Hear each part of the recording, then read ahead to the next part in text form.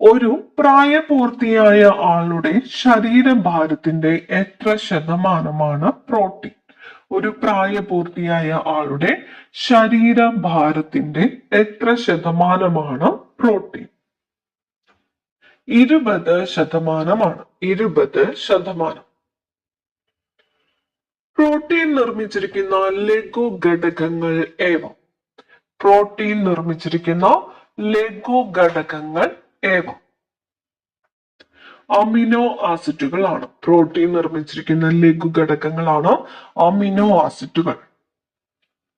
മനുഷ്യ ശരീരത്തിലെ പ്രോട്ടീൻ നിർമ്മിക്കാൻ ആവശ്യമായ അമിനോ ആസിഡുകളുടെ എണ്ണം എത്രയാണ്? മനുഷ്യ ശരീരത്തിലെ പ്രോട്ടീൻ നിർമ്മിക്കാൻ ആവശ്യമായ അമിനോ ആസിഡുകളുടെ എണ്ണം എത്രയാണ്? 20. 20. എസെൻഷ്യൽ അമിനോ ആസിഡുകൾ എന്നറിയപ്പെടുന്നത് എത്ര എണ്ണമാണ്? എസെൻഷ്യൽ അമിനോ ആസിഡുകൾ 9 എണ്ണമാണ്. എസെൻഷ്യൽ അമിനോ ആസിഡുകൾ എത്ര എണ്ണമാണ്? 9 എസെൻഷ്യൽ അമിനോ ആസിഡുകൾ. ഇനി എസെൻഷ്യൽ അമിനോ ആസിഡുകൾ ശരീരത്തിന് എങ്ങനെയാണ് ലഭിക്കുന്നത്? എസെൻഷ്യൽ അമിനോ ആസിഡുകൾ ശരീരത്തിന് പ്രോട്ടീൻ അടങ്ങിയ ഭക്ഷണത്തിലൂടെയാണ് ലഭിക്കുന്നത്. പ്രോട്ടീൻ അടങ്ങിയ ഭക്ഷണത്തിലൂടെയാണ് എസെൻഷ്യൽ അമിനോ ആസിഡുകൾ ശരീരത്തിന് ലഭിക്കുന്നത്. പ്രോട്ടീൻ എന്ന സംയുക്തത്തിൽ അടങ്ങിയിട്ടുള്ള മൂലകങ്ങൾ ഏതെല്ലാമാണ്? പ്രോട്ടീൻ എന്ന സംയുക്തത്തിൽ അടങ്ങിയിട്ടുള്ള മൂലകങ്ങൾ carbon, hydrogen, oxygen, nitrogen, sulphur. ഏതൊക്കെയാണ്? Carbon, hydrogen, oxygen, nitrogen, sulphur എന്നിവയാണ് പ്രോട്ടീൻ എന്ന സംയുക്തത്തിൽ അടങ്ങിയിട്ടുള്ള മൂലകങ്ങൾ. പ്രത്യേകം നോട്ട് ചെയ്യുക.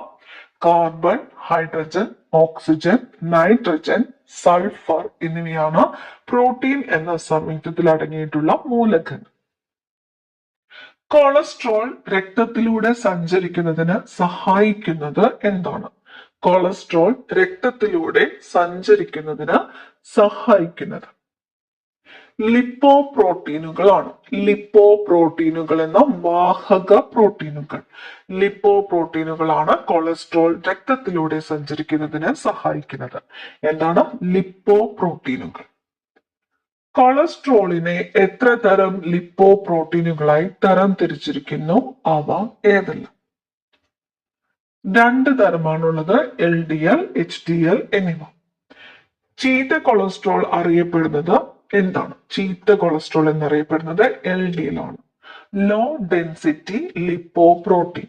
LDL, low density lipoprotein ആണ് ചീത്ത കൊളസ്ട്രോൾ എന്ന് അറിയപ്പെടുന്നത്. ഇനി നല്ല കൊളസ്ട്രോൾ എന്നറിയപ്പെടുന്നത് എന്താണ്? നല്ല കൊളസ്ട്രോൾ എന്നറിയപ്പെടുന്നത് HDL ആണ്. ഹൈ ഡെൻസിറ്റി ലിപ്പോ പ്രോട്ടീൻ ആണ് നല്ല കൊളസ്ട്രോൾ എന്ന് അറിയപ്പെടുന്നത്. HDL, high density lipoprotein. കാർബോഹൈഡ്രേറ്റുകളുടെ പ്രധാനമായ പ്രവർത്തനം എന്താണ്? കാർബോഹൈഡ്രേറ്റുകൾ ശരീരത്തിന് ഊർജം നൽകുക എന്നതാണ് കാർബോഹൈഡ്രേറ്റുകളുടെ പ്രധാനമായ പ്രവർത്തനം. ശരീരത്തിന് ഊർജം നൽകുക. കാർബോഹൈഡ്രേറ്റുകളുടെ രാസഘടകം എന്താണ്? കാർബോഹൈഡ്രേറ്റുകൾ കാർബൺ, ഹൈഡ്രജൻ, ഓക്സിജൻ എന്നിവയാണ് കാർബോഹൈഡ്രേറ്റുകളുടെ രാസഘടകം. Carbon, hydrogen, oxygen. അടുത്ത ചോദ്യം, അന്നജത്തിന്റെ സാന്നിധ്യം തിരിച്ചറിയാൻ ഉപയോഗിക്കുന്ന ടെസ്റ്റിന്റെ പേര്? അന്നജത്തിന്റെ സാന്നിധ്യം തിരിച്ചറിയുവാൻ ഉപയോഗിക്കുന്ന ടെസ്റ്റ് ആണ് അയോഡിൻ ടെസ്റ്റ്. അയോഡിൻ ടെസ്റ്റ് എന്തിന്റെ സാന്നിധ്യം തിരിച്ചറിയാൻ വേണ്ടിയിട്ടുള്ള ടെസ്റ്റ് ആണ്? അന്നജമാണ്. അന്നജത്തിന്റെ സാന്നിധ്യം തിരിച്ചറിയാനായിട്ടുള്ള ടെസ്റ്റിന്റെ പേരാണ് അയോഡിൻ ടെസ്റ്റ്. അന്നജമുള്ള ഭക്ഷണവസ്തുവിൽ അയോഡിൻ ചേർത്താൽ ലഭിക്കുന്ന നിറം എന്താണ്? അന്നജമുള്ള ഭക്ഷണ വസ്തുവില് അയോഡിൻ ചേർത്താൽ ലഭിക്കുന്ന നിറം ഇരുണ്ട നീല നിറമാണ്. ഇരുണ്ട നീല നിറം. അപ്പൊ അന്നജത്തിന്റെ അളവിനനുസരിച്ച് നീല നിറത്തിന്റെ കാഠിന്യത്തില് വ്യത്യാസം ഉണ്ടാകുന്നു. അന്നജമുള്ള ഭക്ഷണ വസ്തുവിൽ അയോഡിൻ ചേർത്താൽ ലഭിക്കുന്ന നിറം ഇരുണ്ട നീല നിറമാണ്. അന്നജത്തിന്റെ അളവനുസരിച്ച് നീല നിറത്തിന്റെ കാഠിന്യത്തിൽ എന്ത് സംഭവിക്കുന്നു? വ്യത്യാസം ഉണ്ടാകുന്നു.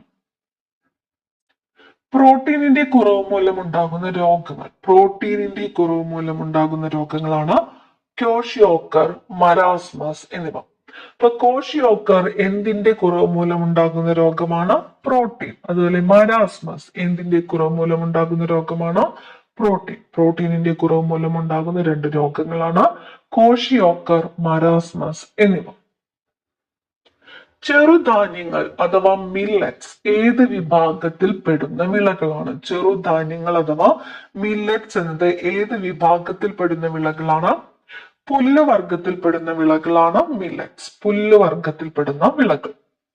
അരി, ഗോതമ്പ് എന്നിവയെ അപേക്ഷിച്ച് ചെറുധാന്യങ്ങളിൽ ധാരാളമായിട്ട് അടങ്ങിയിരിക്കുന്ന പോഷകങ്ങൾ ഏതൊക്കെയാണ്? അരിയും ഗോതമ്പും, അരിയും ഗോതമ്പും ഇവയെ അപേക്ഷിച്ച് ചെറുധാന്യങ്ങളിൽ ധാരാളമായിട്ട് അടങ്ങിയിരിക്കുന്നത് എന്താണ്? പ്രോട്ടീൻ, വിറ്റാമിൻ, ധാതു ലവണങ്ങൾ എന്നിവ ചെറുധാന്യങ്ങളിൽ അടങ്ങിയിരിക്കുന്നത് ഏതൊക്കെയാണ്? പ്രോട്ടീൻ, വിറ്റാമിൻ, ധാതു ലവണങ്ങൾ. പ്രധാനപ്പെട്ട ചെറുധാന്യങ്ങൾ ഏതൊക്കെയാണ്? റാഗി, ബജ്ര, തിന, ചോളം, ചാമ. റാഗി, ബജ്ര, തിന, ചോളം, ചാമ എന്നിവ പ്രധാനപ്പെട്ട ചെറുധാന്യങ്ങളാണ്. ശരീര നിർമ്മാണത്തിനും വളർച്ചയ്ക്കും ആവശ്യമായ പ്രധാന പോഷക ഘടകം ഏത്? ശരീര നിർമ്മാണത്തിനും അതുപോലെ വളർച്ചയ്ക്കും ആവശ്യമായ പ്രധാന പോഷക ഘടകം പ്രോട്ടീൻ ആണ്. പ്രോട്ടീൻ. മാംസം, മത്സ്യം, മുട്ട, പാൽ, പയർ വർഗ്ഗങ്ങൾ എന്നിവയിൽ ധാരാളമായിട്ട് അടങ്ങിയിരിക്കുന്ന പോഷക ഘടകം പ്രോട്ടീൻ. ഒരേ അളവിൽ കാർബോഹൈഡ്രേറ്റ്, പ്രോട്ടീൻ, കൊഴുപ്പ് എന്നിവയിൽ ഏതാണ് കൂടുതൽ ഊർജം നൽകുന്നത്? ഒരേ അളവില് കാർബോഹൈഡ്രേറ്റ്, പ്രോട്ടീൻ, കൊഴുപ്പ് എന്നിവ കഴിക്കുന്നു. ഇതിലേതാണ് കൂടുതൽ ഊർജം നൽകുന്നത്? കൊഴുപ്പാണ് കൂടുതൽ ഊർജം നൽകുന്നത്. കൊഴുപ്പ്. കൊഴുപ്പിന്റെ ഒരു രൂപം കൊളസ്ട്രോൾ. അല്ലെങ്കിൽ കൊളസ്ട്രോൾ എന്തിന്റെ രൂപമാണ് എന്ന് ചോദിച്ചാൽ ഏതാണ്? കൊഴുപ്പിന്റെ ഒരു രൂപമാണ് കൊളസ്ട്രോൾ. കണ്ണ്, ത്വക്ക്, തലമുടി എന്നിവയുടെ ആരോഗ്യത്തിന് സഹായിക്കുന്ന വിറ്റാമിൻ ഏത്? കണ്ണ്, ത്വക്ക്, തലമുടി എന്നിവയുടെ ആരോഗ്യത്തിന് സഹായിക്കുന്ന വിറ്റാമിൻ വിറ്റാമിൻ എ ആണ്. Vitamin A. തലച്ചോറ്, നാഡികൾ, ഹൃദയം, ത്വക്ക് എന്നിവയുടെ ആരോഗ്യത്തിന് സഹായിക്കുന്ന വിറ്റാമിൻ വിറ്റാമിൻ ബി. തലച്ചോറ്, നാഡികൾ, ഹൃദയം, ത്വക്ക് എന്നിവയുടെ ആരോഗ്യത്തിന് സഹായിക്കുന്ന വിറ്റാമിനാണ് വിറ്റാമിൻ ബി. പല്ല്, മോണ, രക്തക്കുഴലുകൾ എന്നിവയുടെ ആരോഗ്യം നിലനിർത്തുവാനും രോഗപ്രതിരോധ ശേഷിക്കും സഹായിക്കുന്ന വിറ്റാമിനാണ് വിറ്റാമിൻ സി. പല്ല്, മോണ, രക്തക്കുഴലുകൾ എന്നിവയുടെ ആരോഗ്യം നിലനിർത്താനും രോഗപ്രതിരോധ ശേഷിക്കും സഹായിക്കുന്ന വിറ്റാമിൻ വിറ്റാമിൻ സി ആണ്. എല്ലുകളുടെയും പല്ലുകളുടെയും ആരോഗ്യത്തിന് സഹായിക്കുന്നതും രോഗപ്രതിരോധ ശേഷി വർദ്ധിപ്പിക്കുന്നതുമായ വിറ്റാമിൻ ഏതാണ്? വിറ്റാമിൻ ഡി ആണ്. എല്ലുകളുടെയും പല്ലുകളുടെയും ആരോഗ്യത്തിന് സഹായിക്കുന്നതും രോഗപ്രതിരോധ ശേഷി വർദ്ധിപ്പിക്കുന്നതുമായ വിറ്റാമിനാണ് വിറ്റാമിൻ ഡി. നാഡികളുടെ ശരിയായ പ്രവർത്തനത്തിന് സഹായിക്കുന്ന വിറ്റാമിൻ ഏതാണ്? നാഡികളുടെ ശരിയായ പ്രവർത്തനത്തിന് സഹായിക്കുന്ന വിറ്റാമിൻ വിറ്റാമിൻ ഇ ആണ്. Vitamin E. നാഡികളുടെ ശരിയായ പ്രവർത്തനത്തിന് സഹായിക്കുന്ന വിറ്റാമിനാണ് വിറ്റാമിൻ ഇ. മുറിവുണ്ടാകുമ്പോൾ രക്തം കട്ടപിടിക്കുന്നതിന് ആവശ്യമായ വിറ്റാമിൻ ഏതാണ്? മുറിവുണ്ടാകുമ്പോൾ രക്തം കട്ടപിടിക്കുന്നതിന് ആവശ്യമായ വിറ്റാമിനാണ് വിറ്റാമിൻ കെ. Vitamin K. സൂര്യപ്രകാശത്തിൽ നിന്ന് ലഭിക്കുന്ന വിറ്റാമിൻ ഏതാണ്? സൂര്യപ്രകാശത്തിൽ നിന്ന് ലഭിക്കുന്നത് വിറ്റാമിൻ ഡി ആണ്. വിറ്റാമിൻ ഡിയുടെ കുറവ് കുട്ടികളിൽ ഉണ്ടാക്കുന്ന രോഗം. വിറ്റാമിൻ ഡിയുടെ കുറവ് കുട്ടികളിൽ ഉണ്ടാക്കുന്ന രോഗമാണ് കണ അല്ലെങ്കിൽ റിക്കറ്റ്സ് എന്നത്. വിറ്റാമിൻ ഡിയുടെ കുറവ് കുട്ടികളിൽ ഉണ്ടാക്കുന്ന രോഗമാണ് കണ അല്ലെങ്കിൽ റിക്കറ്റ്സ് എന്നത്. വെള്ളത്തിൽ ലയിക്കുന്ന വിറ്റാമിനുകൾ ഏതെല്ലാം? വെള്ളത്തിൽ ലയിക്കുന്ന വിറ്റാമിനുകളുണ്ട്, അതുപോലെ കൊഴുപ്പിൽ ലയിക്കുന്ന വിറ്റാമിനുകളുണ്ട്. അപ്പൊ വെള്ളത്തിൽ ലയിക്കുന്ന വിറ്റാമിനുകളാണ് വിറ്റാമിൻ ബി, വിറ്റാമിൻ സി എന്നിവ. വിറ്റാമിൻ ബി, വിറ്റാമിൻ സി എന്നിവ വെള്ളത്തിൽ ലയിക്കുന്ന വിറ്റാമിനുകളാണ്. അപ്പോൾ കൊഴുപ്പിൽ മാത്രം ലയിക്കുന്ന വിറ്റാമിനുകൾ ഏതെല്ലാമാണ്? കൊഴുപ്പിൽ മാത്രം ലയിക്കുന്നത് vitamin A, D, E, K. Vitamin A, D, E, K എന്നിവ കൊഴുപ്പിൽ മാത്രം ലയിക്കുന്ന വിറ്റാമിനുകളാണ്. ഹീമോഗ്ലോബിന്റെ നിർമ്മാണത്തിന് സഹായിക്കുന്ന പ്രധാന ധാതു ഏതാണ്? ഹീമോഗ്ലോബിന്റെ നിർമ്മാണത്തിന് സഹായിക്കുന്ന പ്രധാന ധാതു അയൺ ആണ്. അയൺ അല്ലെങ്കിൽ ഇരുമ്പാണ് ഹീമോഗ്ലോബിന്റെ നിർമ്മാണത്തിന് സഹായിക്കുന്ന പ്രധാന ധാതു. എല്ലുകളുടെയും പല്ലുകളുടെയും നിർമ്മാണത്തിന് സഹായിക്കുന്ന ധാതു ഏതാണ്? എല്ലുകളുടെയും പല്ലുകളുടെയും നിർമ്മാണത്തിന് സഹായിക്കുന്നത് കാൽഷ്യമാണ്. കാൽഷ്യം. തൈറോയ്ഡ് ഗ്രന്ഥിയുടെ ശരിയായ പ്രവർത്തനത്തിന് ആവശ്യമായ ധാതു ഏത്? തൈറോയ്ഡ് ഗ്രന്ഥിയുടെ ശരിയായ പ്രവർത്തനത്തിന് ആവശ്യമായ ധാതു അയഡിൻ ആണ്. അയഡിൻ. രക്തം കട്ടപിടിക്കുന്നതിന് സഹായിക്കുന്ന ധാതു ഏതാണ്? രക്തം കട്ടപിടിക്കുന്നതിന് സഹായിക്കുന്ന ധാതു കാൽഷ്യം. വിറ്റാമിൻ എയുടെ കുറവ് മൂലമുണ്ടാകുന്ന രോഗം. വിറ്റാമിൻ എയുടെ കുറവ് മൂലമുണ്ടാകുന്നു നിശാന്തത. വിറ്റാമിൻ സിയുടെ കുറവ് മൂലം മോണയിൽ നിന്ന് രക്തസ്രാവം ഉണ്ടാകുന്ന അവസ്ഥയുടെ പേര്. വിറ്റാമിൻ സിയുടെ കുറവ് മൂലം മോണയിൽ നിന്ന് രക്തസ്രാവം ഉണ്ടാകുന്ന അവസ്ഥയാണ് സ്കർവി. നാവ് വീങ്ങുകയും നാവിലെ തൊലി ഇളകുകയും ചെയ്യുന്ന അവസ്ഥ ഏത് വിറ്റാമിന്റെ കുറവ് കാരണമാണ് ഉണ്ടാകുന്നത്? നാവ് വീങ്ങുകയും നാവിലെ തൊലി ഇളകുകയും ചെയ്യുന്ന അവസ്ഥയാണ് ഗ്ലോസിറ്റീസ് എന്നത്. ഗ്ലോസിറ്റീസ് ഏത് വിറ്റാമിന്റെ കുറവ് കാരണമാണ് ഉണ്ടാകുന്നത്? വിറ്റാമിൻ ബിയുടെ കുറവ് മൂലമാണ്. Vitamin B. കാണ അല്ലെങ്കിൽ റിക്കറ്റ്സ് എന്ന രോഗം ഏത് വിറ്റാമിന്റെ കുറവ് മൂലം ഉണ്ടാകുന്നു? Vitamin D. അയൺ എന്ന ധാതുവിന്റെ കുറവ് മൂലം ഉണ്ടാകുന്ന രോഗം അനീമിയ അല്ലെങ്കിൽ വിളർച്ച. അയൺ എന്ന ധാതുവിന്റെ കുറവ് മൂലമുണ്ടാകുന്ന രോഗമാണ് അനീമിയ. ശരീരത്തിൽ അയോഡിന്റെ കുറവുണ്ടായാൽ വരുന്ന രോഗം. അയോഡിന്റെ കുറവുണ്ടായാൽ വരുന്ന രോഗം ഗോയിറ്റ്. ശരീരത്തിൽ അയോഡിന്റെ കുറവ് മൂലമുണ്ടാകുന്ന രോഗമാണ് ഗോയിറ്റ്. ഓസ്റ്റിയോപൊറോസിസ് എന്ന രോഗം ഏത് ധാതുവിന്റെ കുറവ് കാരണമാണ് ഉണ്ടാകുന്നത്? ഓസ്റ്റിയോപൊറോസിസ് കാൽഷ്യമാണ്. കാൽഷ്യത്തിന്റെ കുറവ് മൂലം ഉണ്ടാകുന്ന രോഗമാണ് ഓസ്റ്റിയോപൊറോസിസ്. ഭക്ഷണത്തിലെ ഊർജത്തിന്റെ അളവ് കണക്കാക്കുന്ന യൂണിറ്റ്. ഭക്ഷണത്തിലെ ഊർജത്തിന്റെ അളവ് കണക്കാക്കുന്ന യൂണിറ്റ് ഏതാണ്? കലോറിയാണ്. കലോറി. ഒരു പുരുഷന് ഒരു ദിവസം ശരാശരി എത്ര കലോറി ഊർജം ആവശ്യമാണ്? ഒരു പുരുഷന് ഒരു ദിവസം ശരാശരി എത്ര കലോറി ഊർജം ആവശ്യമാണ്?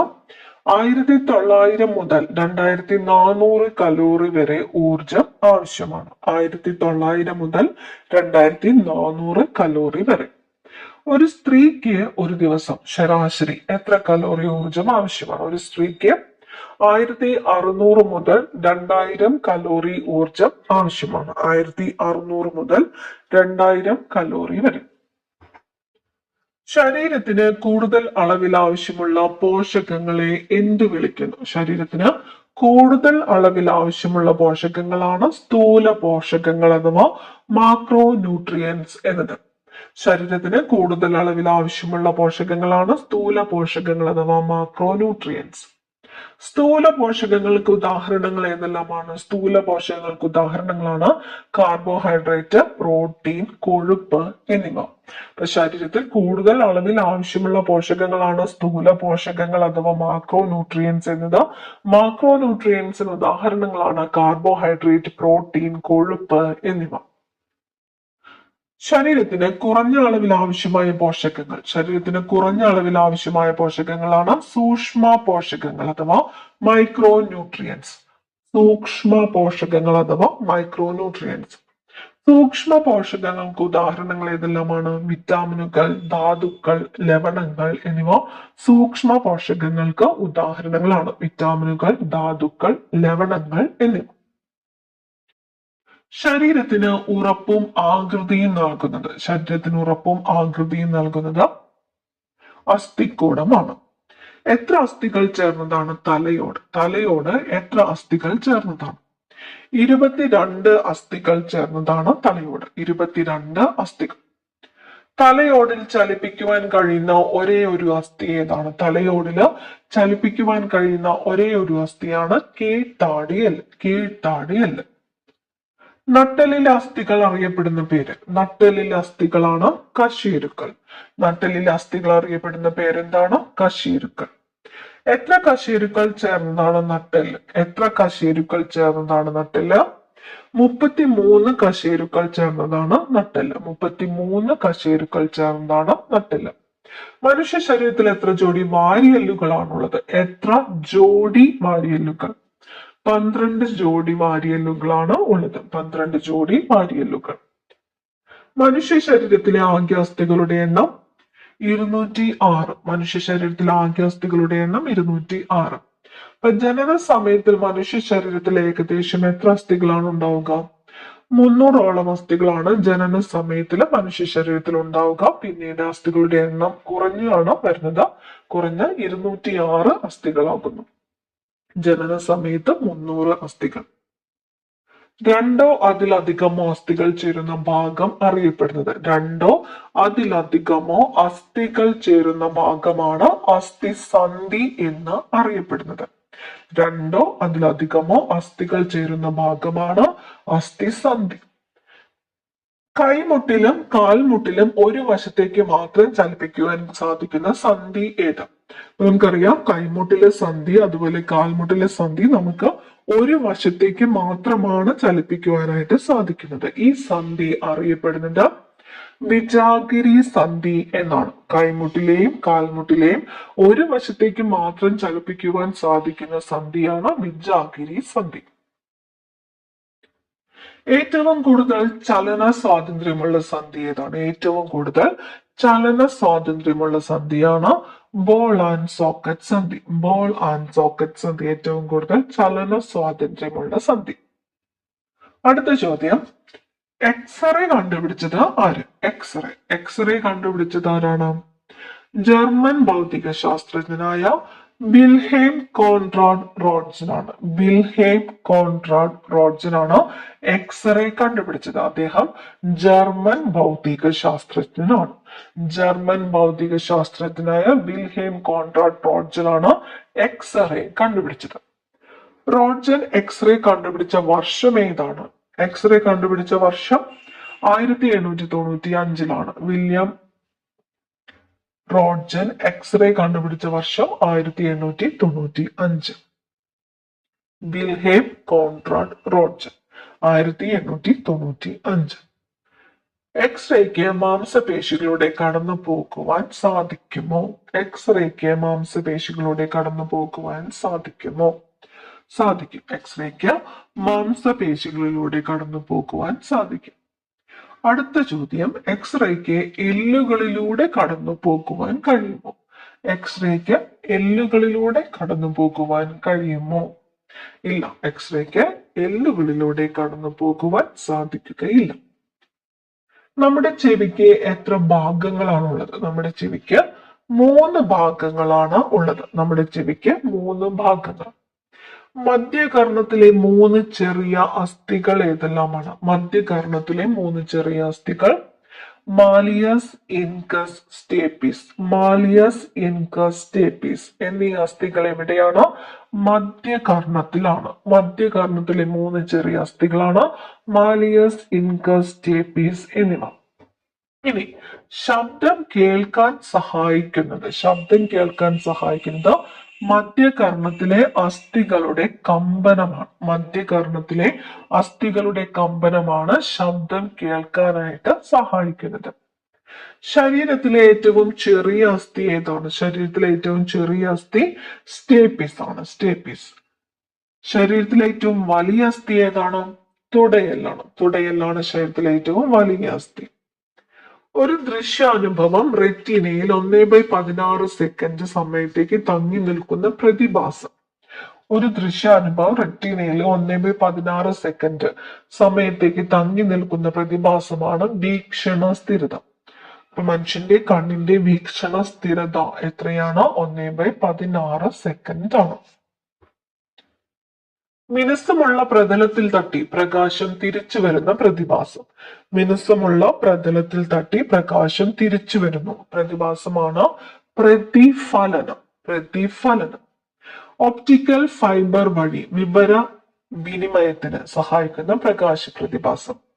ഒപ്റ്റിക്കൽ ഫൈബർ വഴി വിവര വിനിമയത്തിന് സഹായിക്കുന്ന പ്രകാശ പ്രതിഭാസമാണ് പൂർണ്ണാന്തരിക പ്രതിഫലനം. പൂർണ്ണാന്തരിക പ്രതിഫലനം. തറയിലിരിക്കുന്ന ഒരു വസ്തുവിന്റെ സ്ഥിതികോർജം എന്തായിരിക്കും?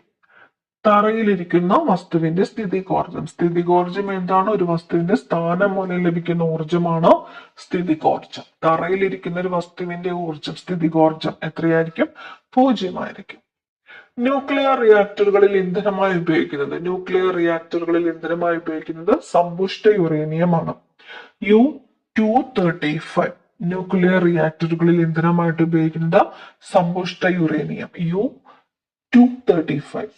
ഹൈഡ്രജൻ ബോംബിന്റെ പ്രവർത്തന തത്വം. ഹൈഡ്രജൻ ബോംബിന്റെ പ്രവർത്തന തത്വം ന്യൂക്ലിയർ ഫ്യൂഷൻ ആണ്. Nuclear fusion. സ്പ്രിംഗ് ബാലൻസിന്റെ പ്രവർത്തനത്തിന് പിന്നിലെ അടിസ്ഥാന നിയമം. സ്പ്രിംഗ് ബാലൻസിന്റെ പ്രവർത്തനത്തിന് പിന്നിലെ അടിസ്ഥാന നിയമം ഹൂക്സ് നിയമമാണ്. ഹൂക്സ് നിയമം. പ്രകൃതിയിലെ ഏറ്റവും ദുർബലമായ ബലം ഏതാണ്? പ്രകൃതിയിലെ ഏറ്റവും ദുർബലമായ ബലം ഭൂഗുരുത്വാകർഷണ ബലമാണ്. ഭൂഗുരുത്വാകർഷണ ബലം. വിശിഷ്ട താപധാരിത ഏറ്റവും കൂടുതലുള്ള പദാർത്ഥം. വിശിഷ്ട താപധാരിത ഏറ്റവും കൂടുതലുള്ള പദാർത്ഥമാണ് ജലം. കത്തുന്ന ബൾബിന് താഴെ നിൽക്കുന്നയാൾക്ക് താപം ലഭിക്കുന്നത്. കത്തുന്ന ബൾബിന് താഴെ നിൽക്കുന്ന ആൾക്ക് താപം ലഭിക്കുന്നത് വികിരണം മൂലമാണ്. വികിരണം. ബഹിരാകാശ സഞ്ചാരികൾ പരസ്പരം സംസാരിക്കാൻ റേഡിയോ സംവിധാനം ഉപയോഗിക്കുവാൻ കാരണം. ബഹിരാകാശ സഞ്ചാരികൾ പരസ്പരം സംസാരിക്കാൻ റേഡിയോ സംവിധാനം ഉപയോഗിക്കാൻ കാരണം ശൂന്യതയിലെ ശബ്ദത്തിന് സഞ്ചരിക്കുവാനായിട്ട് കഴിയില്ല. ബഹിരാകാശത്ത് ശൂന്യതയിൽ ശബ്ദത്തിന് സഞ്ചരിക്കുവാൻ സാധിക്കുകയില്ല. അതുകൊണ്ടാണ് ബഹിരാകാശ സഞ്ചാരികൾ പരസ്പരം സംസാരിക്കാനായിട്ട് റേഡിയോ സംവിധാനം ഉപയോഗിക്കുന്നത്. ശരീരത്തിൽ വിറ്റാമിൻ ഡി ഉൽപ്പാദിപ്പിക്കുന്ന പ്രകാശകിരണം. ശരീരത്തിൽ വിറ്റാമിൻ ഡി ഉൽപ്പാദിപ്പിക്കുന്ന പ്രകാശകിരണം അൾട്രാ വയലറ്റ് കിരണമാണ്. അൾട്രാ വയലറ്റ് കിരണം. അന്താരാഷ്ട്ര പ്രകാശ വർഷമായിട്ട് ആചരിച്ചത് എന്നാണ്? അന്താരാഷ്ട്ര പ്രകാശ വർഷം 2015 ആണ്. 2015. തുലനത്തെ ആസ്പദമാക്കി ഒരു വസ്തുവിന്റെ ഇരുവശത്തേക്കുമുള്ള ചലനം. തുലനത്തെ ആസ്പദമാക്കി ഒരു വസ്തുവിന്റെ ഇരുവശത്തേക്കുമുള്ള ചലനമാണ് ദോലനം. സ്വിച്ച് ഓഫ് ചെയ്ത ശേഷവും ഫാൻ അല്പനേരം കൂടി കറങ്ങുന്നതിന് കാരണം. സ്വിച്ച് ഓഫ് ചെയ്ത ശേഷവും ഫാൻ അല്പനേരം കൂടി കറങ്ങുന്നതിന് കാരണം ചലന ജഡത്വമാണ്. ചലന ജഡത്വം. ആപേക്ഷിക സിദ്ധാന്തത്തിന്റെ ഉപജ്ഞാതാവ്. ആപേക്ഷിക സിദ്ധാന്തത്തിന്റെ ഉപജ്ഞാതാവ് ആൽബർട്ട് ഐൻസ്റ്റീൻ. Albert Einstein. മനുഷ്യൻ ആദ്യമായിട്ട് ചന്ദ്രനിൽ ഇറങ്ങിയ വർഷം. മനുഷ്യൻ ആദ്യമായിട്ട് ചന്ദ്രനിൽ ഇറങ്ങിയ വർഷം 1969 ആണ്. 1969. റിഫ്ലക്സ് പ്രവർത്തനത്തിന്റെ കേന്ദ്രം സുഷുമ്ന ആണെങ്കിൽ അത്തരം റിഫ്ലക്സുകൾക്ക് പറയുന്ന പേര്. റിഫ്ലക്സ് പ്രവർത്തനത്തിന്റെ കേന്ദ്രം സുഷുമ്നയാണെങ്കിൽ അത്തരം റിഫ്ലക്സുകളാണ് സ്പൈനൽ റിഫ്ലക്സുകൾ. സ്പൈനൽ റിഫ്ലക്സുകൾ. സെറിബ്രത്തിന്റെ നിയന്ത്രണത്തിലുള്ള റിഫ്ലക്സുകൾക്ക് പറയുന്ന പേരെന്താണ്? സെറിബ്രത്തിന്റെ നിയന്ത്രണത്തിലുള്ളതാണെങ്കിൽ സെറിബ്രൽ റിഫ്ലക്സുകളാണ്. സെറിബ്രൽ റിഫ്ലക്സുകൾ. മസ്തിഷ്കത്തിലെയും സുഷുമ്നയിലെയും മയലിൻ ഷീറ്റ് നിർമ്മിക്കപ്പെട്ടിരിക്കുന്നത് ഏത് സവിശേഷ കോശങ്ങൾ കൊണ്ടാണ്? മസ്തിഷ്കത്തിലെയും സുഷുമ്നയിലെയും മയലിൻ ഷീറ്റ് നിർമ്മിക്കപ്പെട്ടിരിക്കുന്നത് ഏത് സവിശേഷ കോശങ്ങൾ കൊണ്ടാണ്? ഒലിയോഡെൻഡ്രോസൈറ്റുകളാണ്. ഒലിഗോഡെൻഡ്രോസൈറ്റുകൾ. ഒലിഗോഡെൻഡ്രോസൈറ്റുകൾ. മസ്തിഷ്കത്തെ പൊതിഞ്ഞു കാണുന്ന സ്തരപാളികളുടെ ആവരണമാണ് മെനിഞ്ചസ്. മസ്തിഷ്കത്തെ പൊതിഞ്ഞു കാണുന്ന സ്തരപാളികളുടെ ആവരണമാണ് മെനിഞ്ചസ്. സെറിബ്രത്തിന്റെ ഗ്രേ നിറമുള്ള പുറം ഭാഗത്തിന് പറയുന്ന പേര് കോർട്ടെക്സ്. സെറിബ്രത്തിന്റെ ഗ്രേ നിറമുള്ള പുറം ഭാഗമാണ് കോർട്ടെക്സ്. സെറിബ്രത്തിന്റെ വെളുത്ത നിറമുള്ള ഉൾഭാഗത്തിന് പറയുന്ന പേര് മെഡുല. സെറിബ്രത്തിന്റെ വെളുത്ത നിറമുള്ള ഉൾഭാഗമാണ് മെഡുല. ആന്തര സമസ്ഥിതി പാലനത്തിന് പ്രധാന പങ്ക് വഹിക്കുന്ന മസ്തിഷ്ക ഭാഗം. ആന്തര സമസ്ഥിതി പാലനത്തിന് പ്രധാന പങ്ക് വഹിക്കുന്ന മസ്തിഷ്ക ഭാഗം ഹൈപ്പോതലാമസ്. സുഷുമ്നയിൽ നിന്നും പുറപ്പെടുന്ന സുഷുമ്ന നാഡികളുടെ എണ്ണം 31 ആണ്. സുഷുമ്നയിൽ നിന്നും പുറപ്പെടുന്ന സുഷുമ്ന നാഡികൾ എത്രയാണ്? 31. സോളാർ സെല്ലുകളുടെ പ്രവർത്തന തത്വം. സോളാർ സെല്ലുകളുടെ പ്രവർത്തന തത്വം ഫോട്ടോ ഇലക്ട്രിക് പ്രഭാവം. ഫോട്ടോ ഇലക്ട്രിക് പ്രഭാവം. ഒരു പദാർത്ഥത്തിലെ എല്ലാ തന്മാത്രകളുടെയും ചലനം മുഴുവനായും നിലയ്ക്കുന്ന ഊഷ്മാവ്. ഒരു പദാർത്ഥത്തിലെ എല്ലാ തന്മാത്രകളുടെയും ചലനം മുഴുവനായും നിലയ്ക്കുന്ന ഊഷ്മാവാണ് absolute zero temperature. Absolute zero. പെട്രോളിയത്തിൽ നിന്ന് പെട്രോൾ, ഡീസൽ, മണ്ണെണ്ണ, നാഫ്ത തുടങ്ങിയ ഉൽപ്പന്നങ്ങൾ വേർതിരിക്കുന്ന പ്രക്രിയ. ആംശിക സേചനം. ആംശിക സേചനം. ഇന്ത്യയിൽ വിതരണത്തിന് വേണ്ടി ഉപയോഗിക്കുന്ന വൈദ്യുതിയുടെ ആവൃത്തി എത്രയാണ്? ഇന്ത്യയിൽ വിതരണത്തിന് വേണ്ടി ഉപയോഗിക്കുന്ന വൈദ്യുതിയുടെ ആവൃത്തി 50 ഹെർട്സ് ആണ്. 50 ഹെർട്സ്. ഈ ക്ലാസ്സിലെ അവസാനത്തെ ചോദ്യം, ഡോട്ട്സ് എന്ന ചികിത്സാ സമ്പ്രദായം ഏത് രോഗ ചികിത്സയ്ക്കുള്ളതാണ്? ഡോട്ട്സ് എന്ന ചികിത്സാ സമ്പ്രദായം ഏത് രോഗ ചികിത്സയ്ക്കുള്ളതാണ്? ക്ഷയരോഗ ചികിത്സയ്ക്കുള്ളതാണ് ഡോട്ട്സ്. ക്ഷയരോഗം.